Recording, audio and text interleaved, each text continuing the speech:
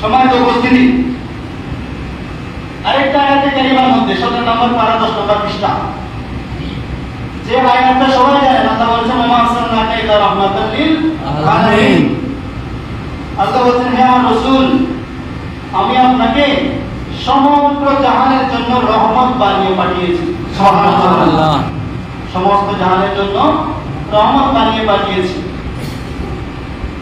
এই যে আল্লাহ রাসূলকে রহমত বানিয়ে পাঠিয়েছেন, এই আয়াতের ব্যাখ্যা হযরত ইমাম ফখরুদ্দিন রাজি রাহমাতুল্লাহ আলাইহি দিচ্ছেন।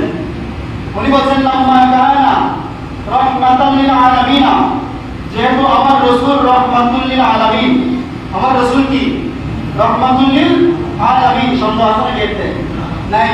আপনাদের কেতে না, সদাই ব্যবস্থা করে রইল। সন্দেহ যদি না থাকে সবাই চুপ করে, নাকি ভালো লাগতেছে না? অনেকের হয়তো ভালো লাগতেছে না। জি ভালো লাগতেছে। প্রতি জুমায় কেন এগুলা? না প্রতি জুমায় কেন এগুলা? অনেকের এরকম মনে আসতে পারে। এগুলা বোঝার বিষয়। এগুলা কি বুঝতে হবে? আমি এখানে আমার মন গড়া একটা শব্দ আমার পকেট থেকে বলতেছি না, একটা শব্দ পকেট থেকে বলছি না, যা বলছি কোরআন এবং হাদিস থেকে বলছি, এবং সবগুলোর রেফারেন্স আমার কাছে আছে। যেগুলোর রেফারেন্স আমি দিতে পারবো সেগুলো আমি বলছি। আলম, আলামিন, এটা আলম শব্দের বহুবচন। আলম শব্দের বহুবচন কি? আলামিন। আলম বলা হয় আল্লাহ ছাড়া যা কিছু আছে সবগুলো আলম। আল্লাহ ছাড়া যা আছে সবগুলো আলম।